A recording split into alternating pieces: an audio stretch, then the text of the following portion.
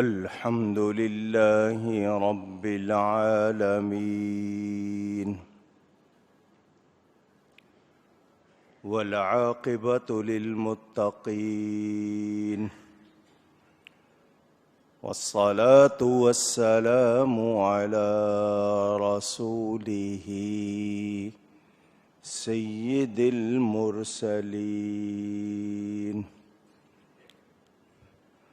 رحمة للعالمين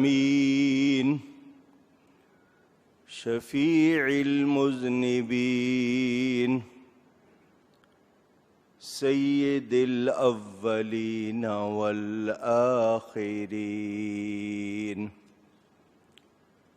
سيدنا ومولانا محمد رسول رب العالمين وعلى آله وصحبه أجمعين. أما بعد فأعوذ بالله من الشيطان الرجيم. بسم الله الرحمن الرحيم. يا أيها الذين آمنوا كتب عليكم الصيام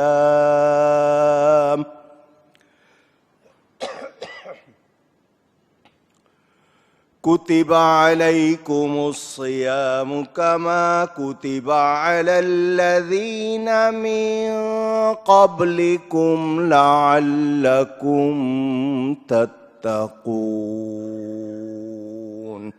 صدق اللہ العلی العظیم. محبت کے ساتھ ایک مرتبہ دروشی پڑھ لیجئے. اللہم صلی علی سیدنا و مولانا محمد معدن الجود والکرم وآلہ وصحبہ وبارک وسلم. الصلاة والسلام عليك يا رسول الله. الصلاة والسلام عليك يا حبيب الله. الصلاة والسلام عليك يا رحمة للعالمين وعلى آلك وأصحابك يا شفيع المذنبين. اہل ایمان کو، اہل محبت کو ماہ رمضان اور اس کا پہلا جمعہ مبارک ہو. اللہ کا لاکھ لاکھ شکر کہ اس نے اپنا مقدس مہمان رمضان ہمیں عطا فرمایا. اللہ کریم اس کی برکات بھی عطا فرمائے اور ہمیں اس مہمان مقدس کی قدر کرنے اور اس سے برکت حاصل کرنے کی توفیق عطا فرمائے. اس مہینے کی عزت نزول قرآن کی وجہ سے ہے. اس مقدس مہینے میں قرآن کریم نازل ہوا. اس کی ایک ایک ساعت برکت والی، رحمت والی، مغفرت والی. یہ سب صدقہ ہے پیارے نبی صلی اللہ علیہ وآلہ وسلم کا.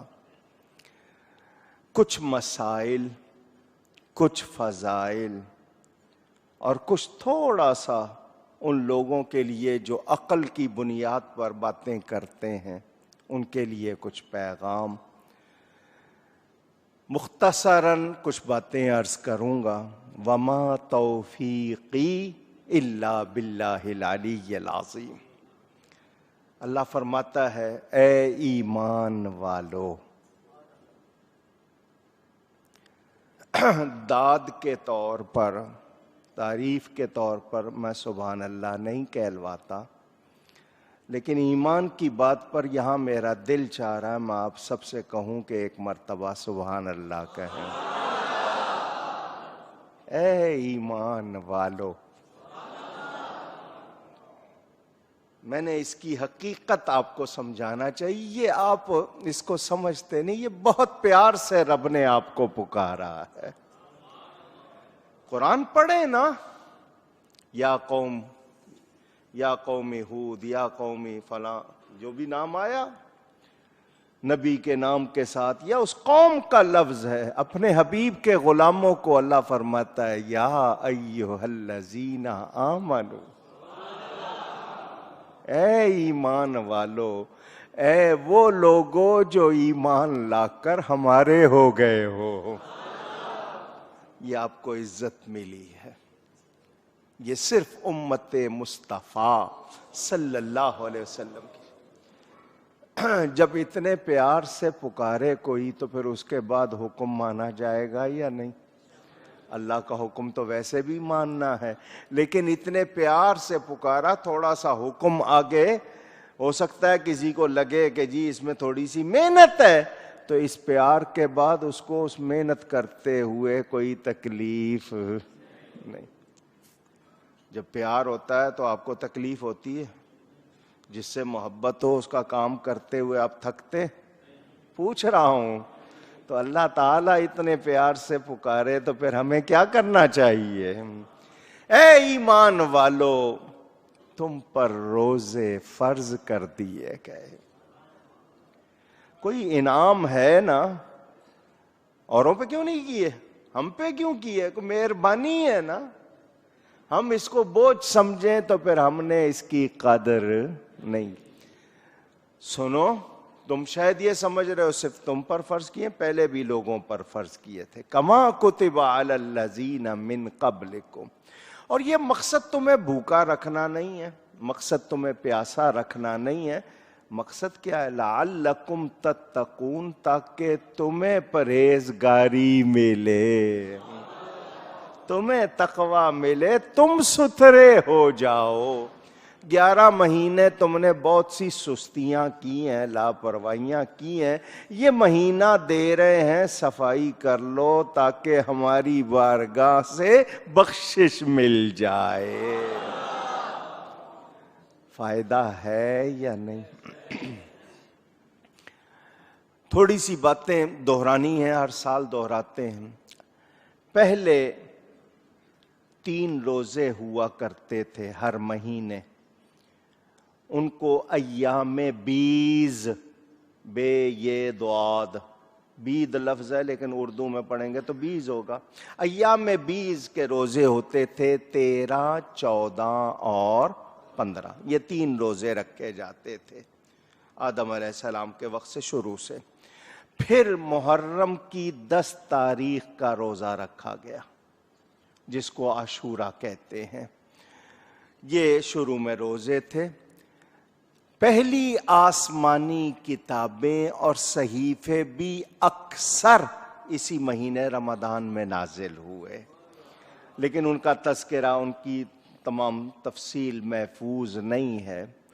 نبوت کا اعلان کیے ہوئے 15واں سال ہے۔ حضور صلی اللہ علیہ وسلم نے اعلان نبوت جب فرمایا تو اس کے بعد کتنا عرصہ؟ 15واں سال ہے۔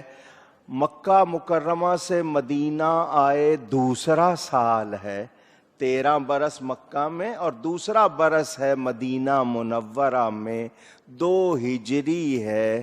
یہ رمضان کے روزے فرض ہوئے۔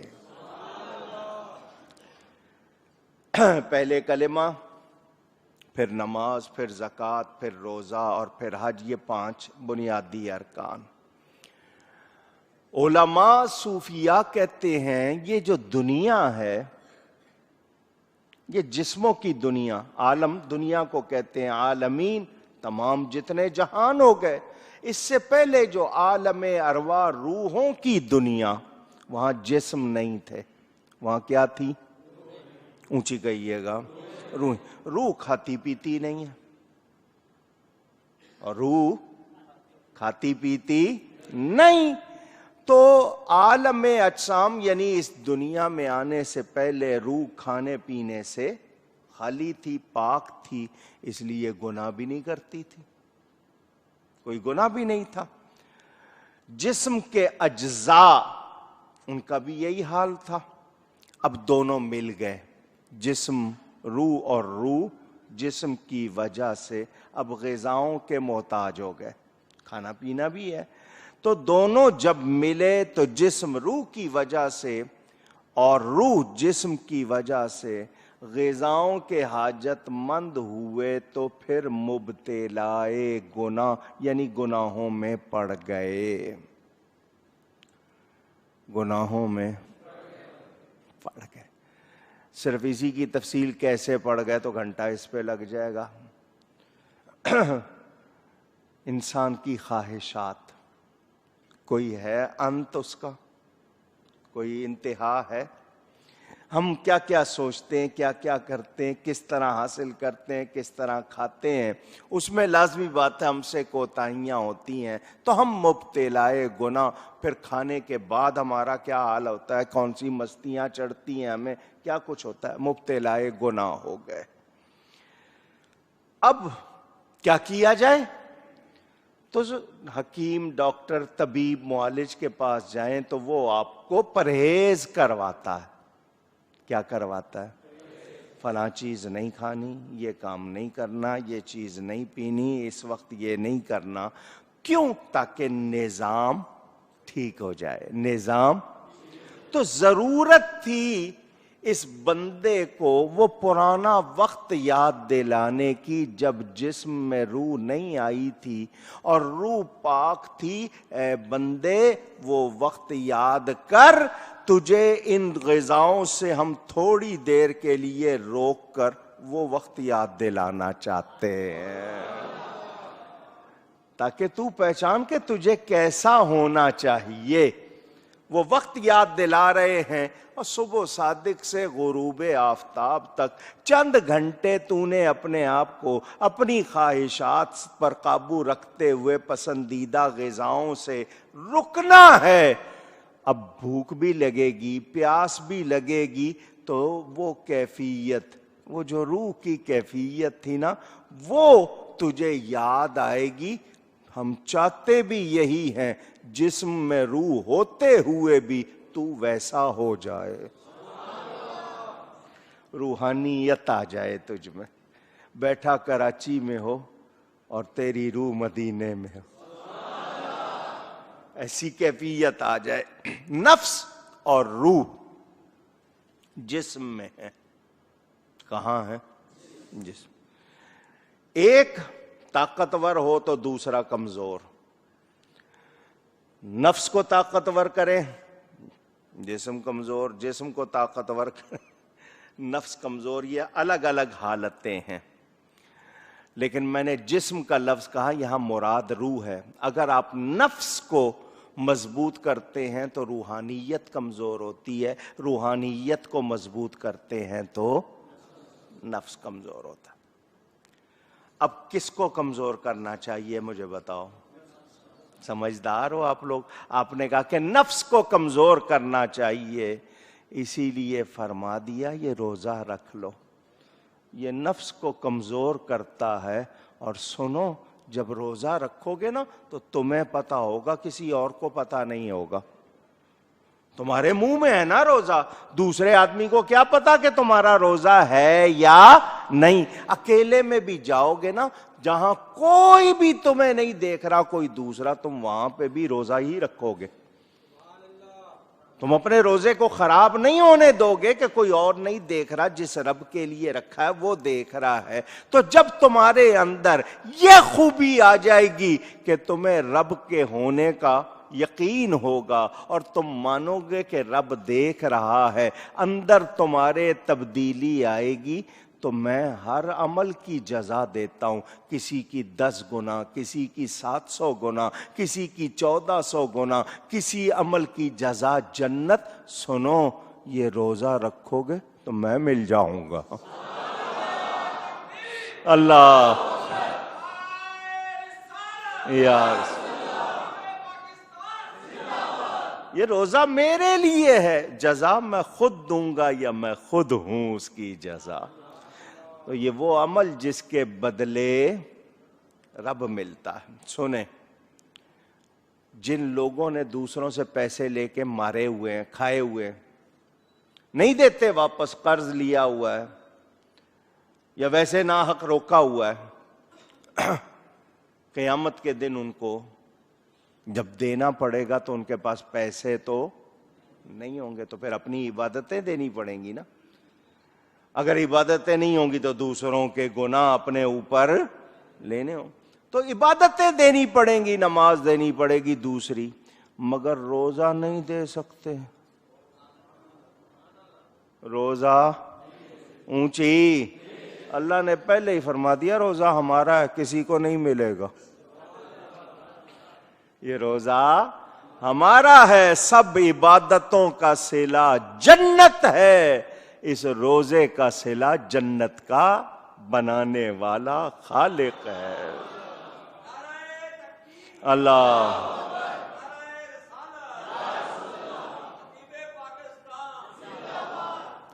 جو محبت والے بیٹھے ہیں ان کو بھی ایک جملہ کہہ دوں، فرما برداری کہنا ماننے پر انعام ملتا ہے. کیا ملتا ہے؟ عاشق کو انعام نہیں چاہیے، عاشق کو محبوب چاہیے. اسی لیے فرما دیا محبت والوں ہم مل جائیں گے. تو جس کو محبوب مل جائے پھر اس کو کچھ اور چاہیے جی. روزے میں ہر وقت عبادت، باقی وقتوں میں تو آپ وضو کر رہے ہیں، کوئی نیکی کا کام کر رہے ہیں، روزے میں ہر وقت آپ کا روزہ ہے تو عبادت. وضو غسل آپ کیوں کرتے ہیں؟ جسم سے میل گندگی پسینے کی بو وغیرہ دور ہو جائے، مسجد میں آنے کے قابل ہو جائے. وضو کی ضرورت ہے وضو کیا، غسل کی ضرورت ہے غسل کیا، کہ مسجد میں آنے کے کہہ دینا ذرا لائق ہو جائیں، قابل ہو جائیں. تو وضو کر کے غسل کر کے مسجد میں آنے کے لائق ہوتے ہیں، روزہ رکھ کے روح کو پاک کر کے اللہ کی بارگاہ کے لائق ہوتے ہیں. اللہ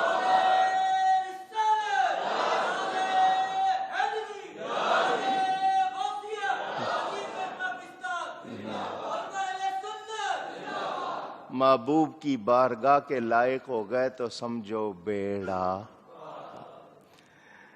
نفس کو مارنا نہیں ہے، اس کو درست کرنا، اس کو ٹھیک کرنا تاکہ صحیح صحیح کام کرے، غلط مشورے نہ دے. اگر کوئی غلطی فوراً آدمی سنبھلے، غلطی کی طرف جانا نہیں. یہ 1 مہینہ کیوں ہے؟ زمانے کی 3 مدتیں ہیں نا، ہفتہ مہینہ سال، 3 ہی مدتیں. تو یہ اگر ہفتہ ہوتا تو بہت کم، سال ہوتا تو بہت زیادہ، درمیانی 1 مہینہ. غریب کے لیے بھی، امیر کے لیے بھی، گورے کے لیے بھی، کالے کے لیے بھی، مرد کے لیے بھی، اور پوری دنیا. فمن شہد منکم الشہر فلیصم، جو کوئی اس مہینے میں موجود ہے مسلمان ہے روزہ رکھے. روزہ یہ نہیں ہے کہ دوسروں کے لیے الگ موسم، ان کے لیے الگ موسم، ایسی بات نہیں. ہمیں سمجھانے والے کہتے ہیں دنیا کے درخت بڑے بڑے ہیں، دنیا کے درخت ان کے پھل چھوٹے چھوٹے ہیں. کتنا اونچا درخت ہے آم چھوٹا سا ہے، اتنا اونچا درخت ہے سیب چھوٹا سا ہے، اتنا اونچا درخت جامن چھوٹے چھوٹے ہیں. یہی حال ہے نا، درخت بڑے بڑے ہیں، پھل.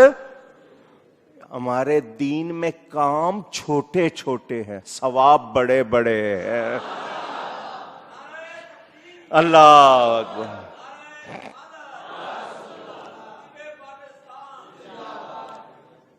اب یہ مہینہ کس مہینے میں روزے فرض کیے؟ جو مہینہ بھی افضل ہے.